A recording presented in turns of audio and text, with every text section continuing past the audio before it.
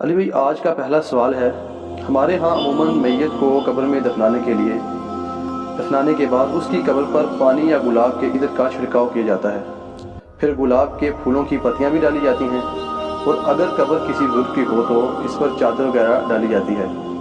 اسی طرح قبر میں عہد نامہ رکھنا کہاں تک درست ہے؟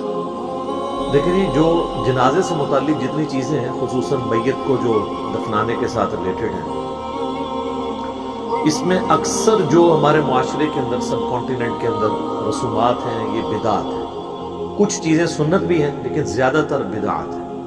یہ جتنی باتیں آپ نے گنوائی، ان میں اکا دکا چیز تو آپ سنت کہہ سکتے ہیں، باقی اس سے بھی بڑھ کر لوگ تو کفنی لکھتے ہیں باقاعدہ، یعنی وہ کئی بار ہمارے پاس بھی لوگوں نے بھیجا ہے کہ جی آپ اس کے اوپر ذرا کلمہ لکھتے ہیں، فزیکلی کلمہ کفن کے اوپر لکھواتے ہیں۔ جو سمجھدار ہیں وہ کہتے ہیں جی فزیکلی نہ لکھیں، بس ہاتھ کے اشارے سے لکھیں، اور کلمہ لکھوانے کے لیے علماء کے پاس بھیجتے ہیں۔ آپ مسلمانوں کا لیول دیکھ لیں، وہ کلمہ بھی ٹائپ نہیں کر سکتے اس کے اوپر، ہینڈ رائٹنگ کے طور۔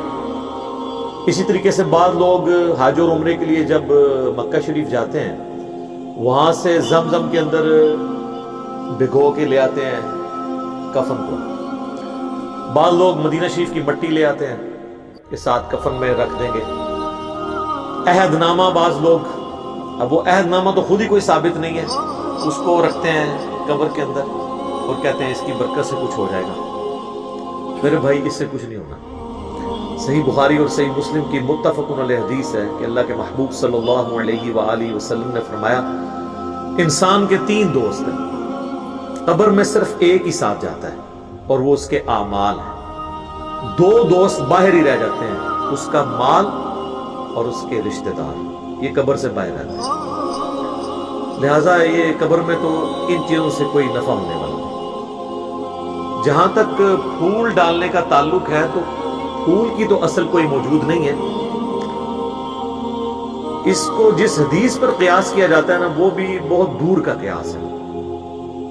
وہ حدیث صحیح بخاری اور صحیح مسلم دونوں کے اندر موجود ہے کہ اللہ کے محبوب صلی اللہ علیہ وآلہ وسلم ایک جگہ سے گزر رہے تھے تو آپ رک گئے اور آپ نے فرمایا کہ ان 2 قبر والوں کو عذاب ہو رہا ہے۔ یعنی اللہ تعالیٰ نے اپنے نبی اسلام کو وہ خیری خبر دے دی، دکھا دیا، اور فرمایا کہ کسی بہت بڑی بظاہر وجہ سے نہیں، ایک شخص جو ہے وہ چغلی کھاتا تھا اور دوسرا پیشاب کے چھینٹوں سے نہیں بچتا تھا۔ پھر نبی صلی اللہ علیہ وآلہ وسلم نے اپنے مبارک ہاتھوں سے ایک درخت کی ٹہنی توڑی اور اس کے 2 ٹکڑے کر کے دونوں قبروں پر ایک ایک ٹکڑا لگا دیا، اور فرمایا کہ جب تک یہ ہری رہے گی، یعنی یہ بریکٹ میں ہے جو اگلے الفاظ ہیں، یعنی وہ لوگ کہتے ہیں کہ تسبیح کرتی رہیں گی، یہ بریکٹ میں ہوتے ہیں، اصل میں الفاظ ہیں کہ جب تک یہ سرسبز رہے گی ان کے عذاب میں تخفیف ہوگی۔ اب اس حدیث کے تحت بعض لوگ یہ کہتے ہیں کہ چونکہ ہری جو ٹہنیاں ہیں وہ زندگی کی علامت ہے، اور وہ زندہ چیز جب اللہ کا ذکر کرے گی تو اس کی برکت سے قبر والے کو نفع پہنچے گا۔ اب یہ سب کچھ ایکسپلینیشن ہے، اس حدیث میں یہ الفاظ نہیں ہے، اور اس ایکسپلینیشن کے ساتھ آپ اختلاف بھی کر سکتے ہیں۔ اس کی وجہ یہ ہے کہ چیز کوئی ہری ہو یا سوکھ جائے، دونوں حالتوں میں اللہ کا ذکر کرنا ہے۔ سورہ بنی اسرائیل میں آیا کہ کوئی ایسی چیز نہیں ہے جو اللہ کی حمد کے ساتھ اس کی تسبیح نہ کرتی ہو، مگر یہ کہ تم اس کی تسبیحات کو سمجھ نہیں سکتے۔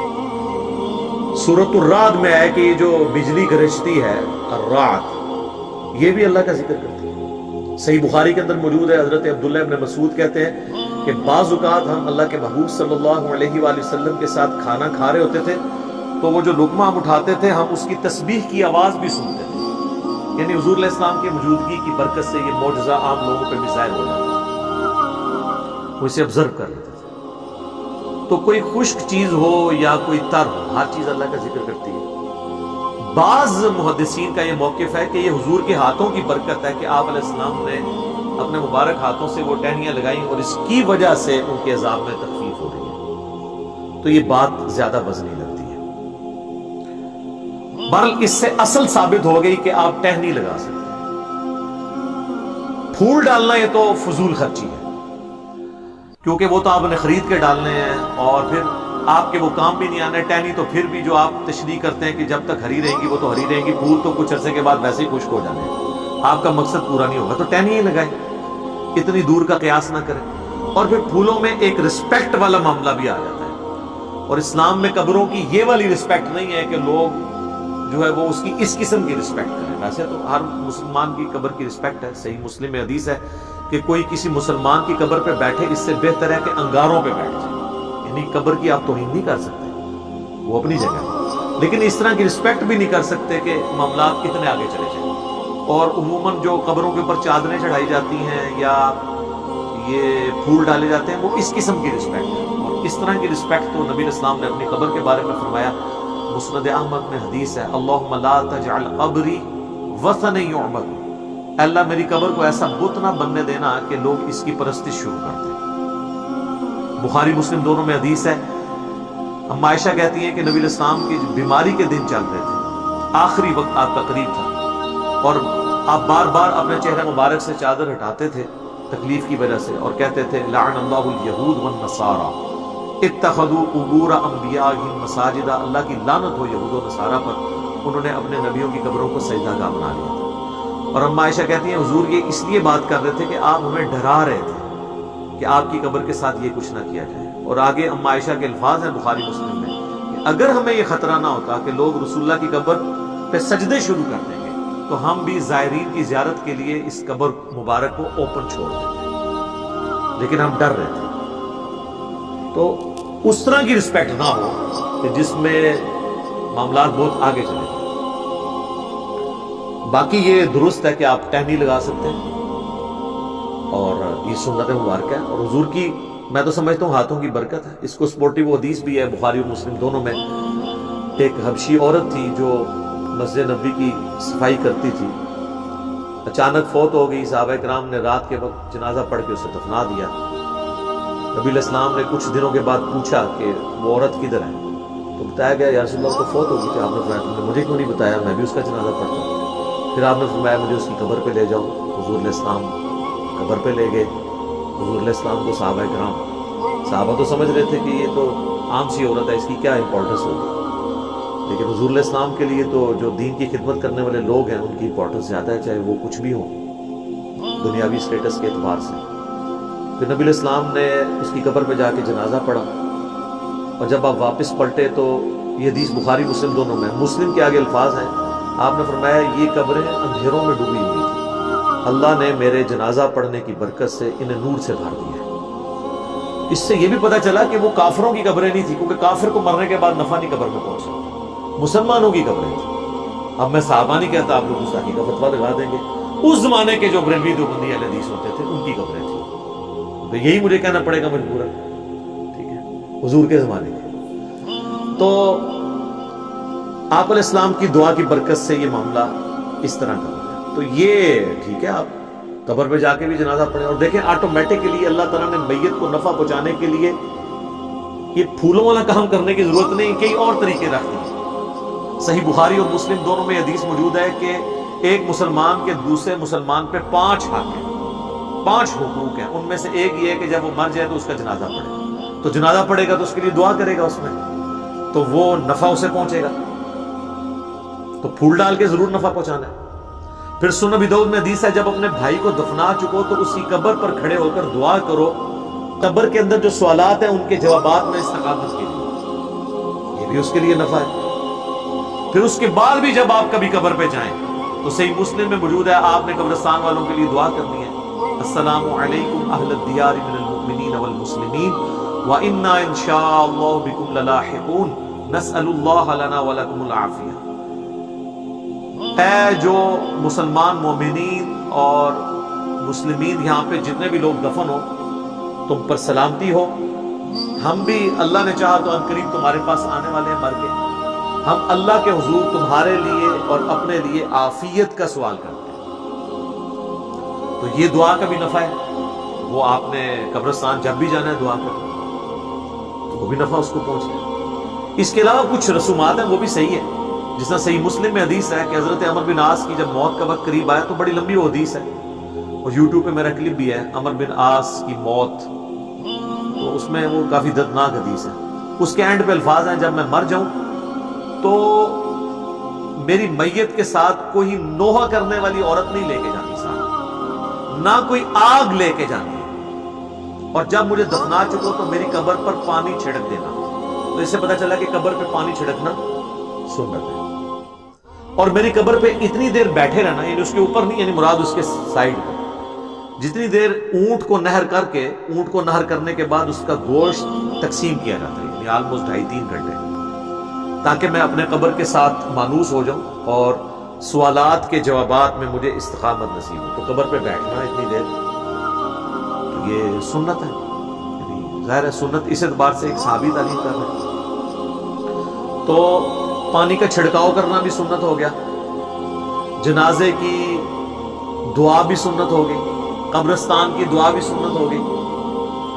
اور سورۃ الحشر میں تو اللہ تعالیٰ نے کیٹاگوریکلی فرمایا ربنا اغفر لنا ولاخواننا الذین سبقونا بالایمان. اہل ایمان کی نشانی ہے کہ وہ اپنے سے اگلے جو لوگ گزر چکے، مر چکے، ان کے لیے دعا کرتے ہیں. تو وہ تو ہم عام دعاؤں میں بھی ہمارا حصہ ان تک پہنچتا رہتا ہے، ہم نے دعا کرنی ہے ہر صورت میں.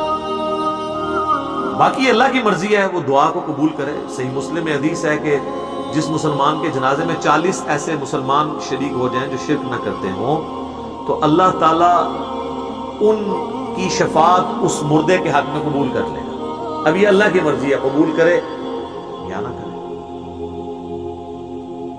بخاری مسلم دونوں میں حدیث ہے کہ عبداللہ ابن ابی جب مرا ہے، حضور علیہ السلام نے اپنا کرتا مبارک کفن کے طور پہ اسے دیا، کیونکہ اس کا بیٹا صحابی تھا، نبی علیہ السلام کے اخلاقیات تھے. اپنے مبارک ہاتھوں سے اسے قبر میں اتارا، جنازہ پڑھایا، اپنا تھوک مبارک اس کے منہ میں ٹپکایا. لیکن اینڈ رزلٹ یہ ہوا کہ سورہ توبہ میں آیات نازل ہوئی کہ آپ 70 دفعہ بھی ان کے لیے مغفرت کی دعا کریں، ہم قبول نہیں کریں گے. اور آندہ نہ تو آپ نے ان کا جنازہ پڑھنا ہے اور نہ کسی کی اس طرح کے بندے کی قبر پہ آپ نے کھڑے ہونا ہے. تو وہ اللہ کی مرضی کسی کو نفع پہنچائے یا نہ پہنچائے، اس طرح دعا زبردستی کے ساتھ نہیں کر سکتے. بخاری مسلم دونوں میں حدیث ہے، نبی علیہ السلام کا ایک غلام تھا مدعم، جو آپ علیہ السلام کہ اونٹ کا کجاوا کے ساتھ کرتا تھا، سفر و حضر میں آپ کو وضو کرواتا تھا، آپ کے ساتھ ایک اٹیچ تھا. جب مر گیا خیبر کے موقع پر ایک نامعلوم تیر اسے لگا، وہ دشمنوں کی طرف سے تیر آیا تو لگ گیا، وہ شہید ہو گیا. تو صحابہ نے کہا کہ ہم تو اس کو جنت کی بشارت دیتے ہیں، کتنا خوش نصیب ہے یہ. تو نبی علیہ السلام فرمایا تم اس کی جنت کی بات کر رہے ہو، اور مجھے اللہ نے دکھایا کہ اس نے مال غنیمت سے صرف ایک چادر چوری کی تھی جو آگ کی اس کے اوپر ڈال دی گئی ہے. اب دیکھیں یعنی اس سے آپ کو پتہ چل گیا صحابہ کرام کو وہ چادر نظر نہیں آئی، تو آپ کے بابوں کو کسی کی آخرت کیسے پتہ چل سکتی ہے؟ کشف القبور اور وہ پتہ نہیں کیا کیا کلیم کرتے ہیں. تو حدیث کے الفاظ ہیں بعض اصحاب نے اگر کوئی ایک رسی بھی یہ سمجھ کے اٹھائی تھی کہ اس کی تو مال غنیمت میں اتنی ورت نہیں ہے، وہ اپنے گھر میں گئے اور واپس لا کے وہ مال غنیمت میں جمع کی کہ کہیں یہ رسی نہ آگ کی بن کے ہمارے اوپر آ جائے. تو اس سے اندازہ کریں کہ نبی علیہ السلام کی صحبت میں رہنے والے اگر کسی شخص سے بھی کوئی معاملہ مس ہینڈل ہوا ہے تو اللہ تعالیٰ نے تو اس کا لحاظ نہیں کیا. آپ لا کہتے ہیں جو کچھ بھی ہے تیرے محبوب کی امت سے، جو محبوب کے ساتھ ڈائریکٹ اٹیچ تھے نا، ان کو بھی اپنے کیے ہوئے اعمال کا انجام بھگتنا پڑا ہے. باقی اللہ کی مرضی کسی کے حق میں دعا قبول کر لے تو وہ اس قسم کی جو رسومات ہیں وہ دعاؤں کی شکل میں جتنے معاملات ہیں وہ تو ٹھیک ہے. اس طرح قبر کے اوپر چادر ڈالتے ہیں تو یہ تو کوئی ثابت نہیں ہے. صحیح مسلم میں حدیث ہے کہ نبی علیہ السلام کی قبر میں سرخ رنگ کی چادر بچھائی گئی تھی آپ کے جسم مبارک اور مٹی کے درمیان، تاکہ یعنی وہ مٹی نہ لگے جسم مبارک اور کفن. وہ یہ جو انہوں نے ایک عقیدہ گھڑا ہوا ہے نا المحنت کے اندر، جو بندیوں نے، بریلوی بھی مانتے ہیں کہ وہ حصہ زمین جو حضور کے ساتھ ٹچ کیے ہوئے ہے، سر کوئی حصہ زمین ٹچ نہیں کیا، وہ بیچ میں سرخ چادر ہے اور اس کے بعد کفن بھی ہے. تو آندہ وہ کہا کرے کہ وہ سرخ چادر اور وہ سفید کفن جو حضور کے ساتھ ٹچ ہوا ہے اس کے بارے میں بھی کچھ چیز بنائے. ہم تو انجین نہیں کریں گے، میں اس پہ بھی ایک ڈیٹیل ویڈیو بناؤں گا کچھ عرصہ صبر کرنے کے بعد انشاءاللہ تعالی جب انہیں دیا ہوا جو ایک اللہ کی طرف سے ایک سمجھ لیں زخم خشک ہونے لگے گا تو پھر دوبارہ سے ہم انشاءاللہ تعالی ان کے بزرگوں کے عقائد کی انجینئرنگ کریں گے قرآن و سنت کی روشنی میں. تو قبر کے اندر آپ چٹائی بچھا سکتے ہیں، یعنی اس کو میت کو مٹی سے بچانے کے لیے بالکل درست ہے. اور قبر کے اوپر پانی چھڑکنا مٹی کے بعد ڈالنے کے بعد یہ بالکل درست ہے. اور میرا خیال نہیں ہے کہ اس میں آپ کو کوئی عطر وغیرہ کی بوتل ضائع کرنے کی ضرورت ہے، اس لیول پہ جانے کی ضرورت نہیں ہے. پھولوں کا جہاں تک معاملہ ہے وہ تو کوئی اس طریقے سے ثابت نہیں ہے. اب وہ جس طریقے سے قیاس کر رہے ہیں تو وہ پھر قیاس ملٹی پلائی ہوتا جائے گا. مجھے اس کی کوئی لاجک سمجھ نہیں آتی کیونکہ اس میں فضول خرچی والا عنصر بھی اور قبر کی ایک ضرورت سے زیادہ تعظیم والا معاملہ بھی آ جاتا ہے جو اس میں فٹ نہیں بیٹھتا. خصوصاً ہمارے معاشرے کے اندر تو آپ کو پتا ہے کہ یعنی 10 چیزیں ہوتی ہیں تو ایک بندہ آگے صفر لگا کے اسے 100 بناتا ہے، ایک اور آ کے اسے 1000 بناتا ہے اور ایک نہ ختم ہونے والا ایک سلسلہ شروع ہوتا ہے. یہاں ہم یہ رسک نہیں لے سکتے کہ لوگوں کو اپنے اپنے معاملات کرنے کی اجازت دیں. یہاں تو لوگ قبروں پہ اذانیں دے رہے ہیں. یعنی اگر قبر پہ اذان ہوتی تو نماز جنازہ سے پہلے اذان ہو جاتی نا. وہ تو نماز تھی، اس سے پہلے اذان نہیں ہوتی. جب نماز جنازہ سے پہلے اذان نہیں ہے تو قبر کے اوپر اذان کہاں سے؟ پھر میت کے ساتھ جاتے ہوئے وہ لا الہ الا اللہ اونچی آواز میں پڑھتے ہیں. آپ اگر کہہ دیں کہ یہ ثابت کیا، کہتے ہیں آپ کلمے کو نہیں مانتے. آپ دیکھیں کہ کس کس قسم کی چیزیں ساتھ جوڑیں گی. بھئی اگر اسی چیز کے طریقے سے چیزوں کو منوانا ہے تو پھر کل کو ہم کہیں گے کہ آپ جنازے کی اذان اور عید کی اذان شروع کریں تو یہ کہیں گے نبی علیہ السلام نے نہیں دی ہے، ثابت نہیں ہے. تو آپ کہیں پھر ہم ان کو پھر یہ کہیں گے کہ پھر آپ تو اذان کو ہی نہیں مانتے. تو یہ کیا کہیں گے کہ ہم مانتے ہیں لیکن جدھر ہے وہاں مانتے ہیں نا. تو سر ہم بھی وہیں پہ اذان مانتے ہیں جہاں پہ ہے. اور پھر بلکہ وہ انگلی رکھ کے وہ فقہ حنفی کی کتابوں میں دیوبند اور بریلوی دونوں کے بزرگوں نے لکھا ہوا ہے کہ آپ انگلی رکھ کے تلقین کریں. وہ جو ڈاکٹر طاہر القادری صاحب کی ویڈیو بھی آئی تھی کہ پڑھ بیٹا، طاہر بیٹا پڑھ. پھر وہ کہہ رہے ہیں کہ آپ لوگ دور ہو جائیں، میں فرشتے آنے والے ہیں یہاں پہ. ٹھیک ہے نا جی. تو بس اس طرح سے چیزیں ان لوگوں نے بنا دی ہیں. کیا کیا جائے؟ اس طریقے سے کسی کو کوئی نفع نہیں پہنچایا جا سکتا زبردستی دعاؤں کے ساتھ. میت کے لیے دعا کریں. صحیح مسلم میں حدیث ہے کہ مرے ہوئے شخص کو، میت کو صرف 3 چیزوں کا ثواب پہنچتا ہے. نمبر 1 صدقہ جاریہ، اس نے اپنی زندگی میں کوئی ایسا کام کیا جو بعد میں بھی جاری ہے. کسی نے تو مسجد میں پنکھا لگوا دیا، کوئی چٹائی بچھا دی اور وہ بعد میں بھی لوگ اس سے نفع اٹھاتے ہیں. قرآن ترجمے والے رکھوا دیے مسجد کے اندر. دوسرا فرمایا علم کی بات، جیسے امام بخاری نے صحیح بخاری لکھی، امام مسلم نے صحیح مسلم. قیامت تک لوگ اس علم سے نفع حاصل کریں گے تو امام بخاری امام مسلم کا آٹومیٹکلی ثواب مل رہا ہے. اور تیسرا فرمایا نیک اولاد جو اس کے لیے دعا کرتے ہیں اس کا بھی ثواب ملے گا. صدقہ اور خیرات کا بھی ثواب ملتا ہے. اس میں صحیح میں حدیث ہے. پورا ایک ٹاپک ہے. میں نے اس کے اوپر ایک ڈیٹیل لیکچر ریکارڈ کروا دیا، ایصال ثواب کے 10 طریقے، جس میں نے بتایا کہ اس طریقے سے آپ میت کو نفع پہنچا سکتے ہیں. اس میں میرے بھائی یہ پھولوں والا معاملہ کہیں پہ نہیں آتا. اس کے ساتھ جتنی جڑی ہوئی چیزیں وہ جان بوجھ کے میں ڈسکس کر دیتا ہوں تاکہ معاشرے کے اندر جو بدعات ہے نا وہ کلیریفائی ہو. ادروائز تو جس کا جو دل کرتا ہے نا وہ اس کے ساتھ. ابھی تو بلکہ ایک اگلی بدعت بھی شروع ہو چکی ہے. آپ تو میت گھر میں رکھی ہوتی ہے نا، وہاں پہ بھی لوگ اس کے گرد دائرہ بنا کے تو کلمہ پڑھنا شروع کر دیتے ہیں. اور بعض اوقات اس شخص کی میت کے اوپر کلمہ اور قرآن پڑھ رہے ہوتے ہیں جس نے پوری زندگی قرآن کھول کے خود نہیں دیکھا ہوتا. تو اللہ تعالیٰ کو آپ کے اس قرآن پڑھنے سے کیا انٹرسٹ ہوگا جس شخص نے اپنی زندگی میں قرآن کو سیریس لیا. باقی دعا کریں، اللہ سے امید رکھیں، حسن ظن رکھیں کہ اللہ تعالیٰ اس کے لیے کوئی عافیت والا معاملہ فرمائے گا. لیکن ہمارا کام ہے ان چیزوں کو ہائی لائٹ کریں تاکہ اگر کسی کی اصلاح کا کوئی پہلو نکلتا ہو تو نکلے. باقی دعا زبردستی کے ساتھ تو ہم چیزوں کو بنوا نہیں سکتے. تو میں نے یہ ایک اوور آل ایک چیزیں کلیئر کر دی. تو اس کا اینڈ رزلٹ کنکلوژن یہ ہے کہ پھول ڈالنا ثابت نہیں ہے، ٹہنی لگانا ثابت ہے، پانی کا چھڑکاؤ کرنا ثابت ہے قبر کے اوپر، اور قبر پہ کھڑے ہو کے دعا کرنا ثابت ہے، قبرستان جاتے ہوئے دعا کرنا ثابت ہے. تو یہ وہ ساری چیزیں ہیں جو میت کو نفع پہنچانے کے لیے، کیونکہ اینڈ رزلٹ لوگ یہ سمجھتے ہیں کہ ہم نے اس پھول کے ذریعے اس کو نفع پہنچانا ہے. تو وہ پھر جس طریقے سے نفع بتایا گیا اسی طریقے سے آپ ٹھیک ہو گئے.